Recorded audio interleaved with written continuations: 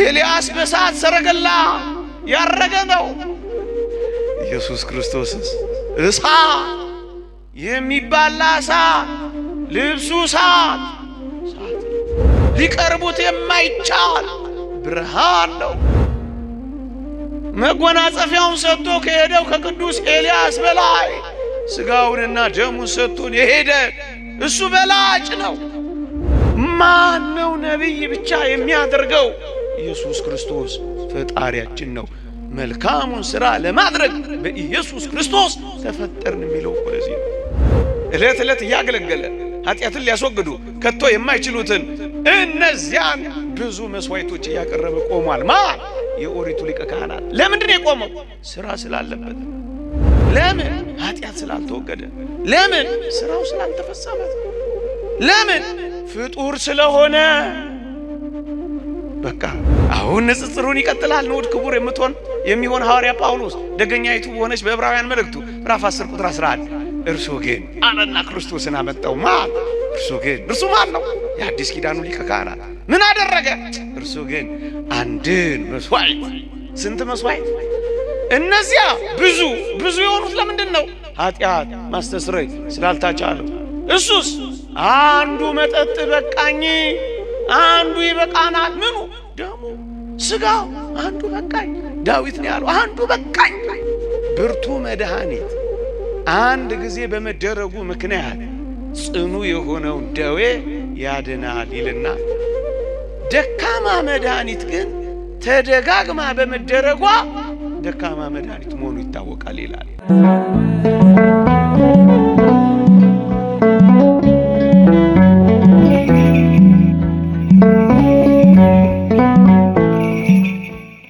በስመ አብ ወወልድ ወመንፈስ ቅዱስ አሃዱ አምላክ አሜን። ክቡር አባታችን ሊቀ ሊቃውንት ቆሞስ አባ ጦመ ልሳን የገዳማችን አስተዳዳሪ፣ ክቡር አባታችን መጋቤ ሐዲስ አባ ገብረ ማርያም የገዳማችን የስብከት ወንጌል ኃላፊ፣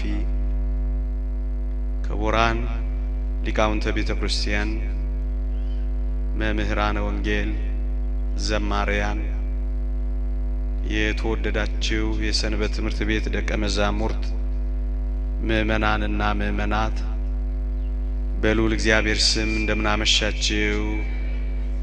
እንደምን አላችሁ? አሜን። በቸርነቱ የጠበቀን በአጸደ መቅደሱ የሰበሰበን ልዑለ ባሕርይ አምላካችን እግዚአብሔር ዘላለማዊ ስሙ የተመሰገነ ይሁን። ለቀደምት አበው ለነቢያት፣ ለቅዱሳን ሐዋርያት፣ ለሐዋርያውያን አበው ለሊቃውንት የገለጸውን ጥበብና ምስጢር ለሁላችንም ይግለጽልን። ከዚህች ዕለት ይልቁንም ከመልአኩ ከቅዱስ ገብርኤል በረከት ረድኤት ለሁላችንም ያሳትፈን። ሰምተን ለመጠቀም እግዚአብሔር ይርዳን። አጠር ላለች ደቂቃ የእግዚአብሔርን ቃል እንማራለን። ራቅ ካለ ቦታ የምትበጡ እንደምትበዙ በማመን ላለማስመሸት የተወሰነች ደቂቃ የእግዚአብሔርን ቃላት አስታውሳችኋለሁ። እግዚአብሔር ቢፈቅድ ትምህርት ነው የምንማረው። ብዙ ይርቅባችኋል ብዬ አላስብም።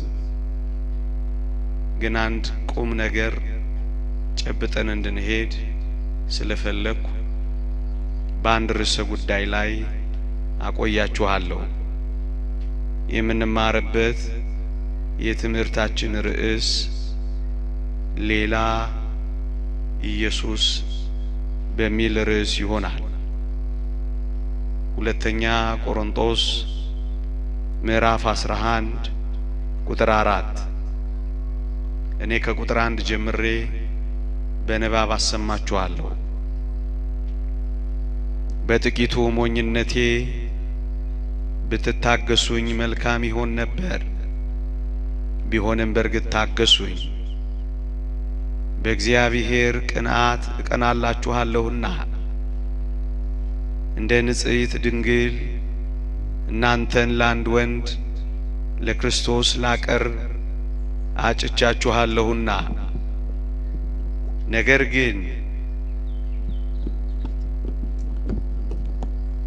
ግን እባብ በተንኰሉ ሔዋንን እንዳሳታት ሐሳባችሁ ተበላሽቶ ለክርስቶስ ከሚሆን ቅንነትና ንጽሕና ምናልባት እንዳይለወጥ ብዬ እፈራለሁ።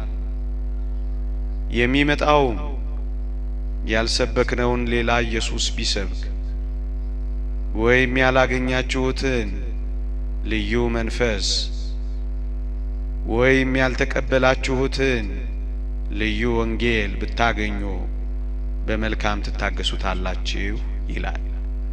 ስለ ቃሉ አምላካችን እግዚአብሔር የተመሰገነ ይሁን። ሌላ ኢየሱስ፣ ልዩ መንፈስ፣ ልዩ ወንጌል የሚሉ ሶስት ቃላት አሉ። እኔ በዚህች ምሽት ሌላ ኢየሱስ በሚለው ላይ አተኩራለሁ። ሰው እግዚአብሔርን በደለ፣ ሰው እግዚአብሔርን አሳዘነ፣ ሰው እግዚአብሔርን ያህል ጌታ ገነትን ታህል ቦታ በበደሉ ምክንያት አጣ። ሰው ከእግዚአብሔር ፊት ተባረረ። ሰው ምስኪንና ጎስቋላ ሆነ። ሰው ልመናው የማይሰማለት፣ ጸሎቱ የማይደርስለት፣ መስዋዕቱ የማይሰምርለት ምስኪንና ጎስቋላ ሆነ። ሰው መቃብር ከመውረድ ጋር ሲኦል መውረድ አገኘው። የባህሪ ጉስቁልና በኃጢአቱ ምክንያት ገጠመው። ሰው በዚህ በደል ምክንያት የሚወደውን ማድረግ የማይችል፣ የማይወደውን ግን የሚያደርግ ምንኛ ምስኪን ሆነ መሰላችሁ! እንደውም ቅዱስ ጳውሎስ ለዚህ ለሞት ከተሰጠ ሰውነት ማን ያድነኛል ብሎ ጮኸ። ሰው ነጻ ፈቃዱ ደበዘዘ። ሰው እንስሳትን እንኳን የሚፈራ እስኪሆን ደረሰ። በእግዚአብሔር ፊት በመውጣቱ ከሁሉም ጸጋዎች ፊት ወጣ። በእግዚአብሔር ፊት በመራቆቱ ብዙ ጸጋዎቹን ተራቆተ። ሰው ባጭሩ ምንኛ ምስኪን ሆነ መሰላችሁ! ይሄን ውድቀቱን የተረዳው ሰው፣ ይሄን ጉድለቱን የተረዳው ሰው አንድ ነገር አደረገ። እንዲህ አለ፣ እጅህን ልከህ አድነኝ ብሎ ጮኸ። እንደውም ሰማያትን ቀደ ብትወርድ ምን ነው ብሎ ተመኘ። እግዚአብሔር በበደል ላይ ይቀጣል። በደለኞች ሲመለሱ ደግሞ በምህረት ይቀበላል። ልብ በሉ፣ በኃጢአቱ ምክንያት ሰውን ቀጣው። ግን ደግሞ ሰው ተጸጸተና እባክህ መልሰኝ ብሎ ለመነው። እግዚአብሔር መሐሪ ነው። እግዚአብሔር ደግሞ ተቆጪ ነው። እግዚአብሔር ፈራጅ ነው። እግዚአብሔር ደግሞ ይቅር ባይ ነው። ስለዚህ ሰው መልሰኝ ብሎ ባለቀሰ ጊዜ እግዚአብሔር ይመልሰው ዘንድ ወደደ። መዓቱን አምጥቶበት ነበረ። ይቅርታውን ሲጠይቀው ደግሞ በምህረቱ ሊጎበኘው ወደደ። ታዲያ እግዚአብሔር አሁን ምን ያድርግ? ሞትን ፈርዶበታል። ሲኦል እንዲገባ አድርጎታል። ግን ደግሞ አሁን ሰው እባክህ ታረቀኝ ብሎ ደጅ መጥናት ይዟል። ታዲያ እግዚአብሔር ምን ያድርግ? እንዲህ ይላል እግዚአብሔር ቃል ትንቢተ ኢሳይያስ ምዕራፍ 59 ከቁጥር 16 ጀምሮ እንዲህ ተብሎ ተጽፏል። እግዚአብሔር አየ፣ ፍርድም ስለሌለ ተከፋ፣ ሰውም እንደሌለ አየ፣ አዘነ፣ ወደ እርሱ የሚማልድ እንደሌለ ተመለከተ ይላል። ልድገመው። እግዚአብሔርም አየ፣ ፍርድም እንደሌለ ተመለከተ፣ ሰውም እንደሌለ አየ፣ ወደ እርሱም የሚማልድ እንደሌለ ተረዳ፣ ተደነቀ ይላል። እግዚአብሔር ምድርን አያት። ሰውን የሚያድነው ከሰው ወገን ያለ እንደሆነ እግዚአብሔር ሰው ፈለገ። ግን ምን ይላል? ሰውን የሚያድነው ሰው የለም አለ። ሰውን የሚቤዠው ሰው የለም አለ። ምክንያቱም ሰው ራሱ በዚህ ተጠቅቷልና ራሱን ማዳን አልቻለም። ሰው የለም አለ። እንደው ወደ እርሱ የሚማልድ እንደሌለ ተረዳ የሚል ቃል ታነባላችሁ ወገኖቼ። የሚያማልዱ እኮ ነበሩ፣ የሚጸልዩ እኮ ነበሩ፣ የሚያስታርቁ እኮ ነበሩ። ነገር ግን ምን አላሉ? በእግዚአብሔርና በሰው መካከል የነበረውን የጸብ ግድግዳ ማፍረስ አልቻሉ። ነገር ግን ምን ማድረግ አልቻሉም? የጎሰቆለውን የሰው ባህሪ ማደስ ግን አልቻሉ። ነገር ግን ምን ማድረግ አልቻሉም? የሰውን ሕሊና ከረከሰ ሥራ ማንጻት ግን አልቻሉ። ነገር ግን ምን አልቻሉም? ገነትን መክፈት አልቻሉ። ነገር ግን ምን አልቻሉ? ሞትን ማስቀረት አልቻሉ። መቃብርን መሻር አልቻሉ። የሞትን ጉልበት ማድከም አልቻሉ። ኃጢአትን ከስሩ ነቅሎ መጣል ግን አልቻሉ። ለዚህ ነው የሚያማልድ እንደሌለ ተረዳ። ለዚህ ነው ሰው እንደሌለ አየ ያለው እንጂ አማላጆችማ ነበሩ። እነማን? እነ አብርሃም ደጋጎቹ አማላጆች እኮ ነበሩ። ምንም ያረጉ ነብይ ነውና ስላንተ ይጸልያል የሚባሉ የእግዚአብሔር ወዳጆች አርከ እግዚአብሔር የሚባሉ ነበሩ እኮ። ግንስ አሁን ያልኳችሁን ግን ማድረግ አልቻሉ። እስኪ ልጠይቃችሁ፣ የላይኛው ፍርድ ቤት የፈረደውን የስር ፍርድ ቤት ማንሳት ይችላል? ይችላል?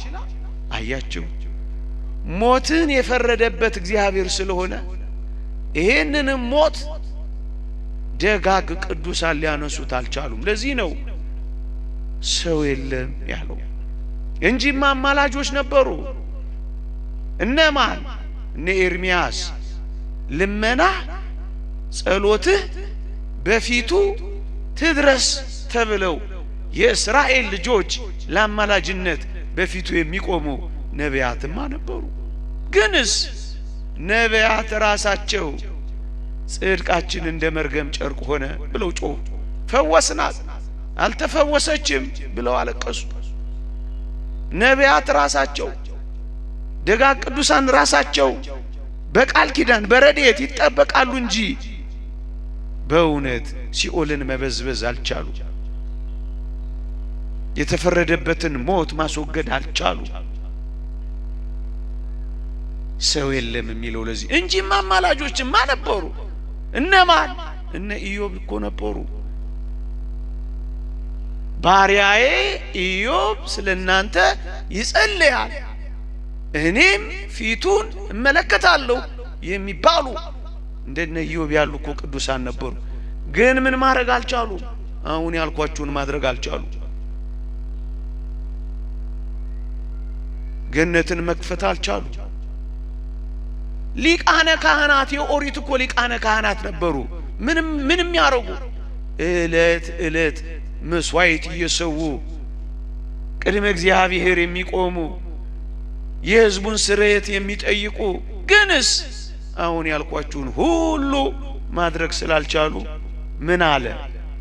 ሰው የለም። ምን አለ? የሚያማልድ የለም አለ እንጂ ነበሩ እኮ። ግን ይሄን ማድረግ ስላልቻሉ ነው ይሄን ያለው። ታዲያ እግዚአብሔር ምን ያድርግ? ሰው ከሌለ እግዚአብሔር ታዲያ ምን ያድርግ? በምን መልኩ ማረኝ ያለውን ሰው ይማረው? በምን መልኩ ይቅር በለኝ ያለውን ሰው ይቅር ይበለው? እንዲህ ይላል።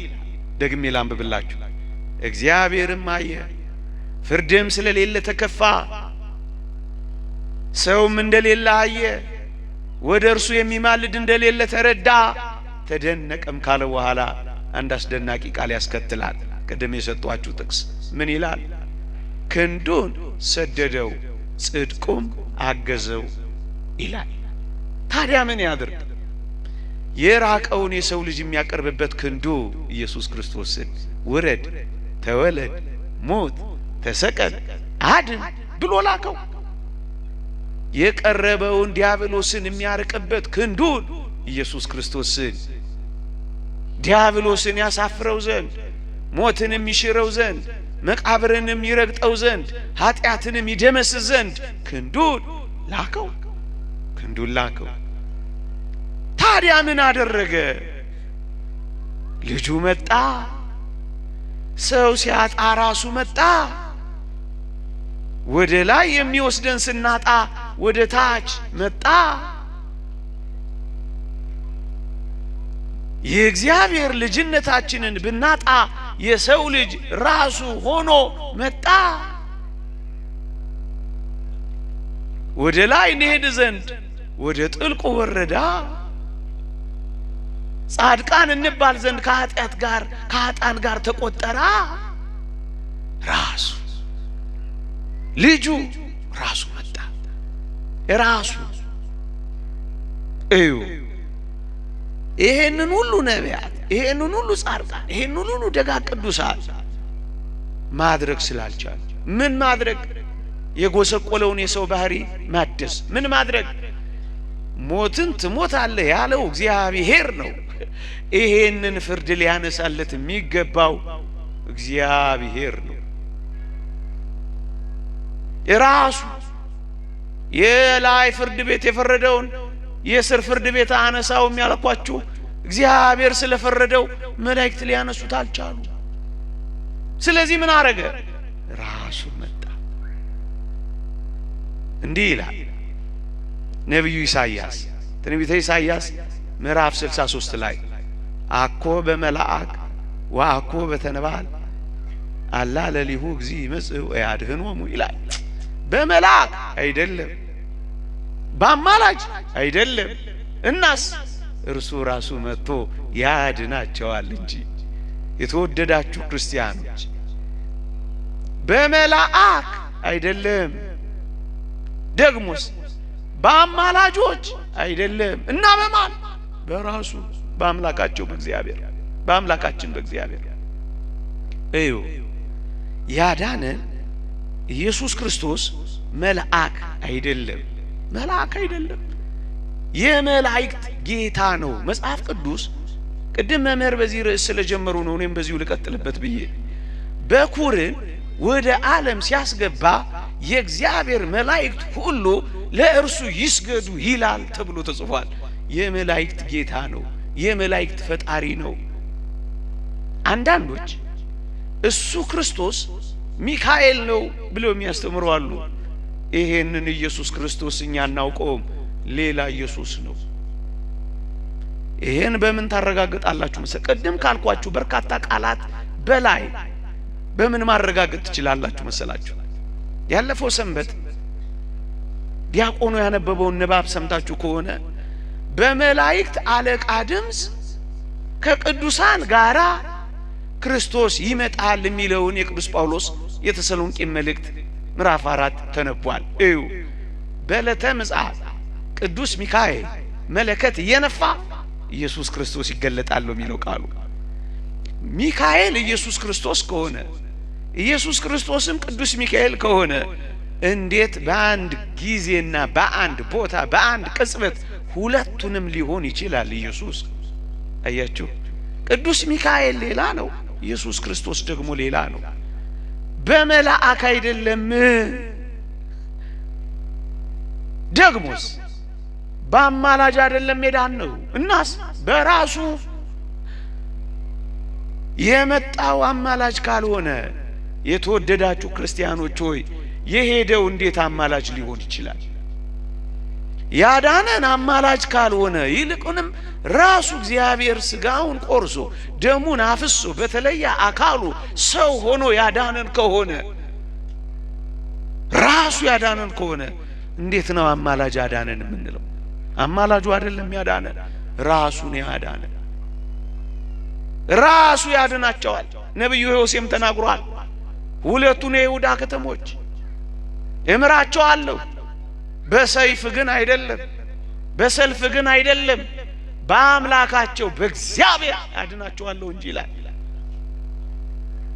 ራሱ ነው መጥቶ ያዳነ። ምክንያቱም እኛ ወደ ላይ መሄድ አልቻልንም።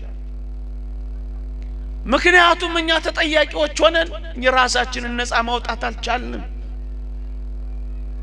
ማን አዳነ? ራሱ መጣ። ለምን መጣ? ባጭሩ ምን ሊያደርግ መጣ? ባጭሩ አጠር አድርጌ ስለሆነ ትንሽ ታግሳችሁ ስሙኝ። ንዑድ ክቡር የሚሆን ሐዋርያ ጳውሎስ በኤፌሶን መልእክት ምዕራፍ 2 እንዲህ ይላል። ለምን መጣ ታዲያ? ክርስቶስ ለምን መጣ? የመጣበትን ምክንያት ተነጋግረናል። ለምን ራሱ እንደመጣ አይተናል። የመጣበት ምክንያትስ ምንድነው? አራት ነጥቦችን፣ በርካታ ነጥቦች ቢኖሩም አራት ነጥቦችን ግን ቅዱስ ጳውሎስ በግልጽ ያስቀምጣል። አንደኛ ሰላምን ያደርግ ዘንድ። ምክንያቱም ጸብ ነበራ። ትንቢተ ኢሳይያስ ምዕራፍ 59 ስትመለከቱ የጸብ ግድግዳ እንደነበረ ይገልጽልናል። ፊታችሁን እንዳያይ በደላችሁ ከልሎታል ይላል። ድምጻችሁን እንዳይሰማ በደላችሁ ጆሮ ከልሎታል ይላል። የጸብ ግድግዳ ነበረ። እሱን ሰላም ያደርግ ዘንድ መጣ ይላል። አንድ። ሁለተኛ ሰላምን ያደርግ ዘንድ ጥልንም ይገድል ዘንድ ይላል። ሰላምን የሚያደርገው ጥልን ገሎ ስለሆነ በመስቀሉ በቤዛነቱ ጥልን ይገድል ዘንድ መጣ ይላል። ሶስተኛ አንድን አዲስን ሰው በራሱ ይፈጥር ዘንድ መጣ ይላል። ትንሽ ይቆየኝ፣ ይሄ መለስበታለሁ። አራተኛው ሁለቱን በአንድ አካል ከእግዚአብሔር ጋር ያስታርቅ ዘንድ መጣ ይላል። ሰላምን ያደርጋል፣ ጥልን በመስቀሉ ይገላል፣ አንድን አዲስን ሰው በራሱ ይፈጥራል፣ ለማስታረቅ መጣ። ተጣልተን ነበራ፣ ርቀን ነበር ለማቅረብ፣ ተጣልተን ነበር ለማስታረቅ፣ ተለያይተን ነበር አንድ ለማድረግ መጣ። እዚህ ጋር ጥያቄ ልጠይቃችሁ፣ እናንተ አትታዩኝም፣ ከሰማችሁኝ ልጠይቃችሁ። እኔና እናንተ ታርቀናል አልታረቅንም? ጌታችን ሰው በመሆኑ ሥጋውን በመቁረሱ ደሙን በማፍሰሱ ቤዛ በመሆኑ ካሳ ሆኖ በመሰጠቱ ራሱን መጠወተ ርዕስ ራሱን በመስጠቱ ታርቀናል አልታረቅንም? ኧረ ጮክ በሉልኝ። ታርቀናል አልታረቅንም? አባት ብለን የምንጮህበትን የልጅነት መንፈስ አግኝተናል አላገኘንም? ገነት ተከፍታልናለች አልተከፈተ? የልጅነት ጸጋን ተሰጥቶናል አልተሰጠንም? ብንጣራ እንሰማለን አንሰማም? ብናንኳኳ ይከፈትልናል አይከፈትልንም? ታርቀናል አልታረቅንም? ታርቀናል። እዚህ ጋር አንድ ነጥብ ላስይዛችሁ።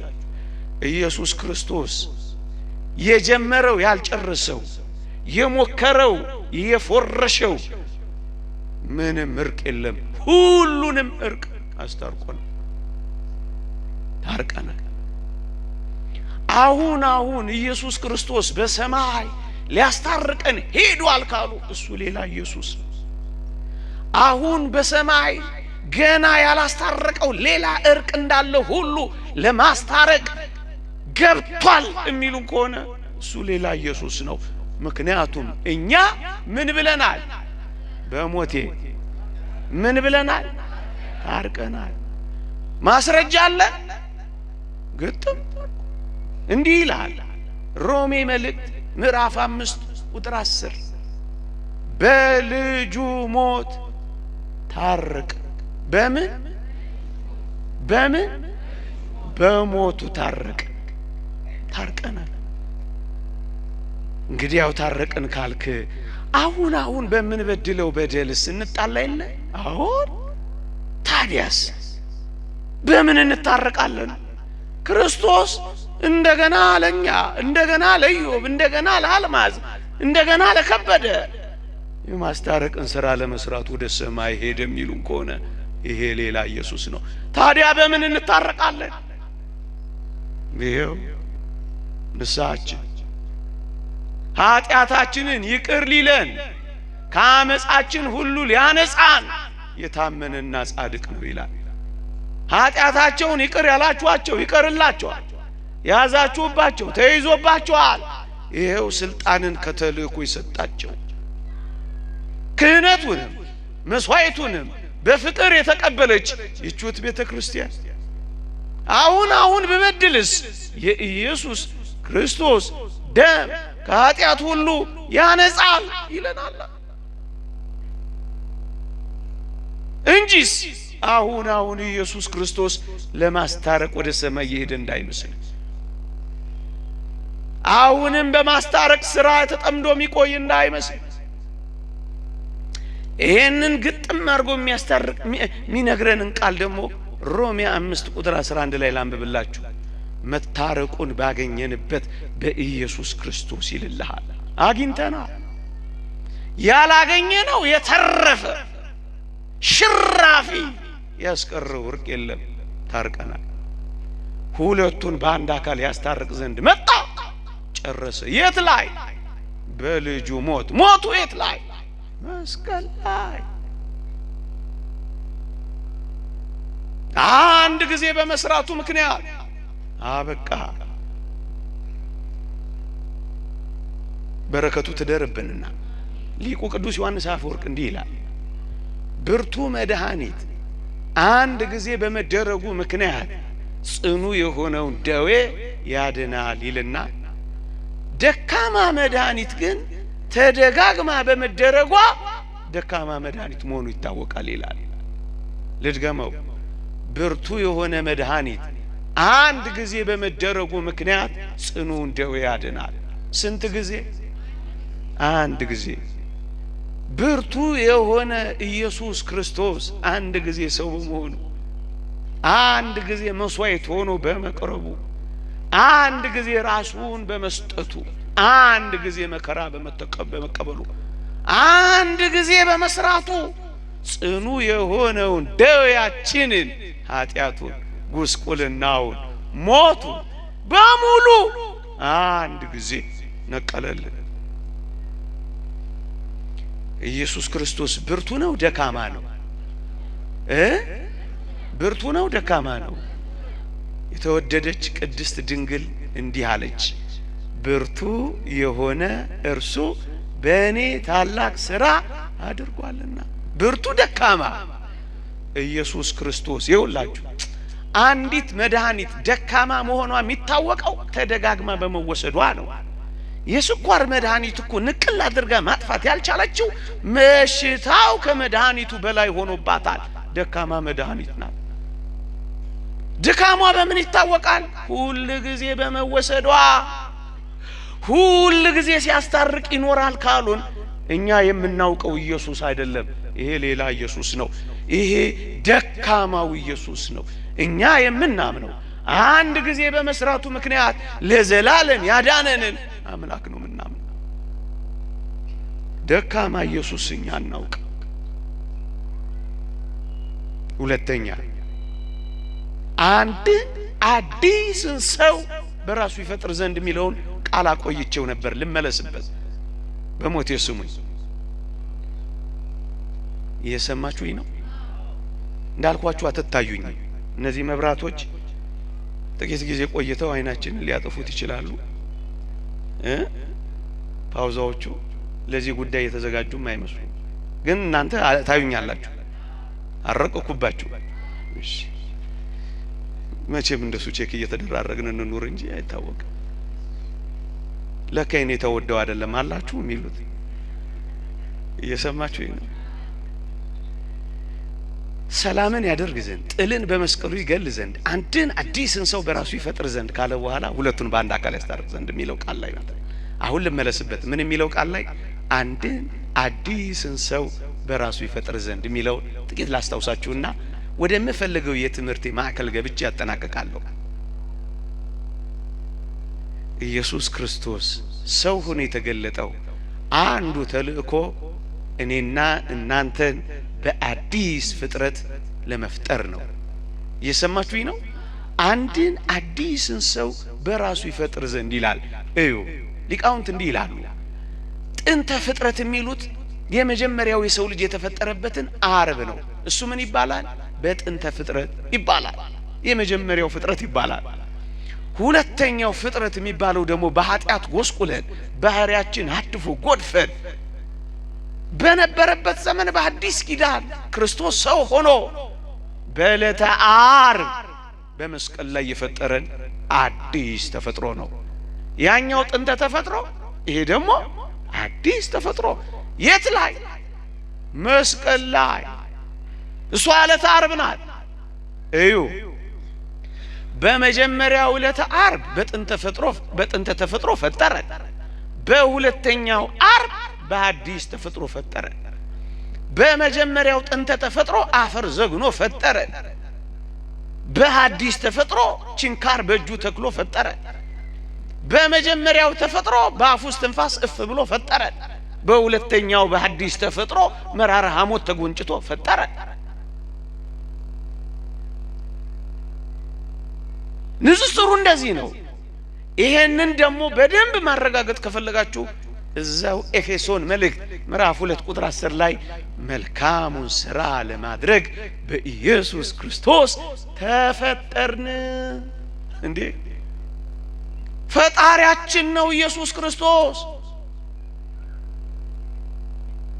ነብይ ብቻ አይደለም፣ መምህራችን ብቻ አይደለም። ወደ ሰውነታችን ገብቶ የተዋሃደን ፈጣሪያችን ነው። ከነቢያት በላይ የነቢያት አምላክ ነው። ከማጋታ ወዳደሩታላችሁ? እሱ ከነቢያት ይበልጣል፣ ከሙሴ ይበልጣል፣ ከኢያሱ ይበልጣል።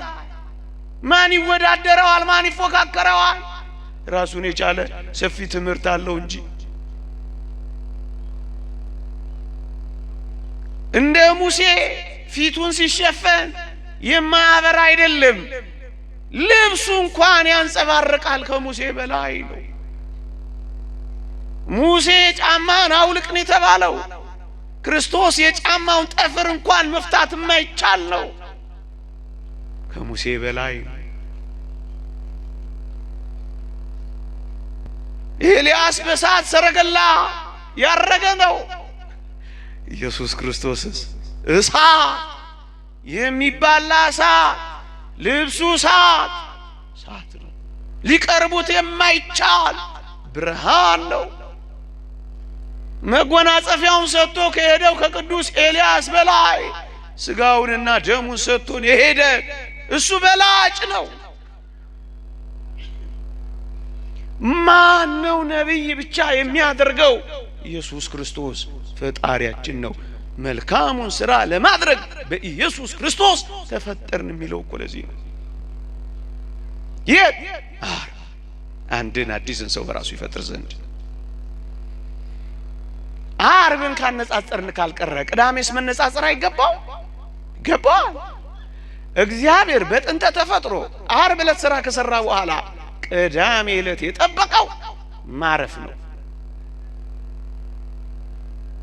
የእግዚአብሔር ቃል ከሥራ ሁሉ አረፈ ነው የሚለው። ከሠራ በኋላ በጥንተ ፍጥረት ዓርብ ከሠራ በኋላ ቅዳሜ አረፈ ነው የተባለው።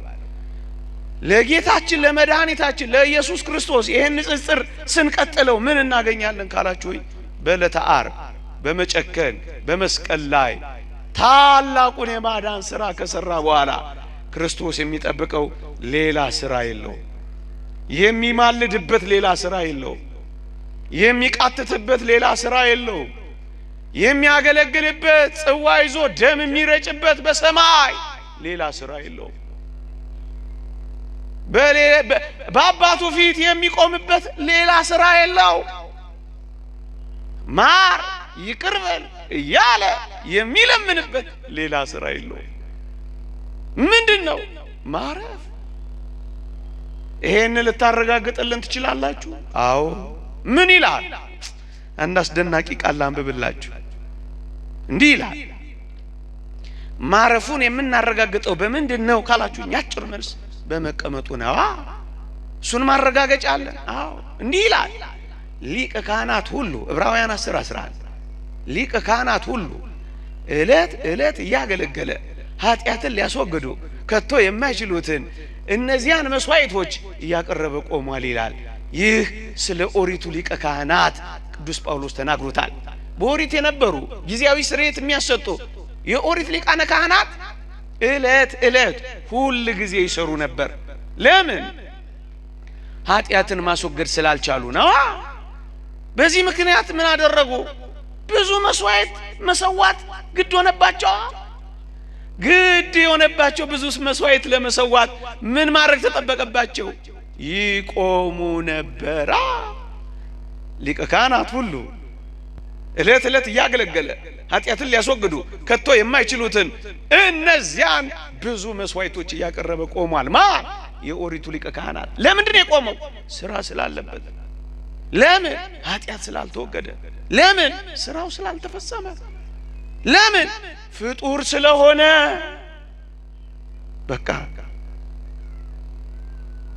አሁን ንጽጽሩን ይቀጥላል። ንዑድ ክቡር የሚሆን ሐዋርያ ጳውሎስ ደገኛይቱ በሆነች በዕብራውያን መልእክቱ ምዕራፍ 10 ቁጥር 11 እርሱ ግን አለና ክርስቶስን አመጣው። ማን? እርሱ ግን። እርሱ ማን ነው? የአዲስ ኪዳኑ ሊቀ ካህናት። ምን አደረገ? እርሱ ግን አንድን መስዋዕት። ስንት መስዋዕት? እነዚያ ብዙ የሆኑት ለምንድን ነው? ኃጢአት ማስተስረይ ስላልተቻለው። እሱስ አንዱ መጠጥ በቃኝ፣ አንዱ ይበቃናል። ምኑ? ደሙ፣ ስጋው። አንዱ በቃኝ። ዳዊት ነው ያለው አንዱ በቃኝ። የሆነ ስራ ሰራ። እርሱ ግን አንድን መስዋዕት። ስንት መስዋዕት? እነዚያ ብዙ። እሱስ አንድን መስዋዕት ለዘለዓለም አቅርቦ አንድ ለዘላለም ሰርቶ አንድ መስዋዕት ለዘላለም አቅርቦ በእግዚአብሔር ፊት ተቀመጠ ይላል። ያኛውስ ሁሉ ጊዜ ስለሚሰራ ቆመ። ይሄኛውስ አንዴ ስለሰራ ዳግመኛ እየደጋገመ ስለማይሰራ። ለምን? የባህሪ አምላክ ስለሆነ። ያኛውስ ፍጡር ስለሆነ ይሄኛው ተቀመጠ፣ ያኛውስ ቆመ። ማረፉን በምን አረጋገጠን? በመቀመጡ ነው። መቀመጥና መቆም ምንድነው? እኔ አይደለም ተረጉምላችሁ። በረከቱ ትደርብንና አፈ በረከት የተባለ ዮሐንስ አፈወርቅ የዕብራውያን መልእክት በተረጎመበት ድርሳኑ 13ኛው ድርሳን ላይ እንዲህ አለ። ሊቀ ካህናት ሲል ብትሰማው ዘውትር የሚያገለግል አይምሰል። ኢየሱስ ክርስቶስን ሊቀ ካህናት ሲል ብትሰማው ዘውትር የሚያገለግል አይምሰል አላ። አንዳንዶች በዚህ ዘመን ኢየሱስ ሊቀ ካህናችን ስለሆነ አማራጃችን ነው ሲሉ እንሰማለን። ይሄ ሌላ ኢየሱስ ነው። ሊቀ ካህናት ሲል ብትሰማው ዘውትር የሚያገለግል አይምሰልህ። አሁንም የሚያገለግል አይምሰልህ። አሁንም የሚያስታርቅ አይምሰልህ። አሁንም ማር ይቅር በል የሚል አይምሰልህ። ሊቀ ካህናት ሲል ብትሰማው ዘውትር የሚያገለግል። አለበለዚያማ እኮ ፍጡር ሆነ። አንዴ ብቻ ማይሰራ ለዘውትር የሚተጋ ከሆነ ምኑን ፈጣሪ ሆነ? ምኑን የባህሪ አምላክ ሆነ? ምኑን ከኦሪት ሊቃነ ካህናት ተለየ? አንተ ሊቀ ካህናት ሲል ብትሰማው ዘውትር የሚያገለግል አይምሰልህ። አንዴ ይበቃዋል። እሱ ብርቱ ነዋ፣ የባህሪ አምላክ ነዋ። ይቀጥላል። ሊቀ ካህናት ሲል ብትሰማው ዘውትር የሚያገለግል አይምሰልህ ይልና ሰው ሲሆን የሰውነትን ሥራ በመስራት ጸንቶ እንዳልኖረ ሰው ነው ክርስቶስ። አሁን በሰማይ ፍጹም ሰው ፍጹም አምላክ ነው። ሰው ነው የምንለው ግን የሰውነትን ሥራ በመስራት በሰማይ አይኖርም፣ አይጸናም። ለምን? ሰው ነው፣ አይራብም። እውነት ሐሰት? በሰማይ ይራባል? ሰው ነው የሰውነትን ሥራ በመስራት ጸንቶ አይኖርም፣ አይራብም። ሰው ነው፣ አይጠማም። ሰው ነው፣ አይታመምም። ሰው ነው፣ አይደክምም። ሰው ነው፣ አይሞትም። ሰው ሲሆን የሰውነትን ሥራ በመስራት ጸንቶ እንዳልኖረ ባገለገለም ጊዜ በማገልገል ሥራው ጸንቶ አልኖረም። እየሰማችሁኝ ነው? አንድ ጊዜ አገለገለ፣ ከዚያ ግን ተቀመጠ። በማገልገል ሥራው፣ በማስታረቅ ሥራው፣ በማማለድ ጸንቶ አልኖረም። አንድ ጊዜ ነው የሚበቃው። ሁል ጊዜ ያገለግላል የሚል ሰው ቢኖር፣ ሁል ጊዜ ያስታርቃል የሚል ሰው ቢኖር፣ ሁል ጊዜ ያማልዳል የሚል ሰው ቢኖር ስለሌላ ኢየሱስ ነው የሚያወራው። ይህንን መጠቅለያ የቅዱስ ዮሐንስ አፈወርቅ ትምህርት ሊቀ ካህናት ሲል ብትሰማው ዘውትር የሚያገለግል አይምሰልህ። ሰው ሲሆን የሰውነትን ሥራ መስራት ጸንቶ እንዳልኖረ ባገለገለም ጊዜ በማገልገሉ ሥራ ጸንቶ አይኖርም ካለ በኋላ ቀዊም እንጂ መቆም እንጂ ነቢር መቀመጥ ሲያገለግሉ መኖርን አያስረዳም ይላል። አየህ፣ የተቀመጠው ዘውትር የሚያገለግል እንዳልሆነ ለማረጋገጥ ነው። ቢቆም ኖሮ ሲያገለግል እንደሚኖር እናውቅ ነበር። እሱስ ተቀምጧል። መቀመጡ ምንድነው? የአገልግሎቱን መጠናቀቅ ነው የሚያሳየው። መጨረሱን ነው የሚያሳየው። ሲያስታርቅ አለመኖሩን ነው የሚያሳየው። ሲያማልድ አለመኖሩን ነው የሚያሳየው። ምን ላይ ተቀመጠ ትል እንደሆነ ሁላችን በክርስቶስ የፍርድ ወንበር ፊት እንቆማለን። የምን ወንበር? የተቀመጠው የፍርድ ወንበር ላይ ነው ጎበዝ። የምልጃ ወንበር የለም። የፍርድ ወንበር መቀመጥ ምንድነው? ለመፍረድ ነው። እንደገና ለማማለድ የሚቀመጥ ይመስላል። እንደገና ለማስታረቅ የሚቀመጥ ይመስላል። ይሄንን ማረጋገጥ ከፈለጋችሁ 2-3 ጥቅሶችን ልናገርና ላብቃ። 40 ደቂቃ ነው ያሰብኩት፣ 40 ደቂቃ ሆኗል። እየሰማችሁኝ ነው? እንዲህ ይላል እግዚአብሔር ቃል። ከመቀመጥ ጋር ተያይዞ አብሮ የሚነሳው ፍርድ ነው እንጂ ምልጃ አይደለም። ኢየሱስ ክርስቶስ ተቀመጠ፣ የአገልግሎቱ መጠናቀቅ ገለጠ። ከዚያስ መቀመጡ የፍርድ ወንበር ላይ እንደሆነ አሳወቀ ቅዱስ ጳውሎስ አንደኛ ቆሮንቶስ መልእክት ምዕራፍ 10 ላይ። ይሄንን በደንብ እናብራራው ካል ሐዋርያት ምን ብለው ጠየቁ ጌታችንን? እኛ ሁሉን ትተን ተከተለ፣ እንግዲህ እኛ የምናገኘው ምንድነው ብለው ጠየቁት። ማቴዎስ ወንጌል ምዕራፍ 12 ላይ ጌታም እንዲህ አላቸው፣ በ12ቱ የእስራኤል ነገድ ዙፋን ላይ ተቀምጣችሁ ምን ታደርጋላችሁ? ትፈርዳላችሁ። ከመቀመጥ በኋላ ፍርድ ነው ወገኔ። ደግሞ ሌላ እናምጣ። ትንቢተ ዳንኤል ምዕራፍ 4 በዘመናት የሸመገለውን በዙፋኑ ተቀመጠ ካለ በኋላ ፍርድም ሆነ ነው የሚለው። መጽሐፈ ሲራክም ተቀምጠ ፍረድላቸው ነው የሚለው። የሚቀመጥ እኮ ለመፍረድ ነው፣ ፍርድ ነው እንጂ ምልጃ፣ ጸሎት፣ ልመና፣ መቃተት፣ ማር ይቅር በል እንዴት ከቶ ከክርስቶስ ይሰማል? ነገሩን በደንብ ለማሰሪያ ለቅርብ የሊቃውንትን ከፈለጋችሁ ደግሞ አብ ወልድ መንፈስ ቅዱስ ይመረምራሉ።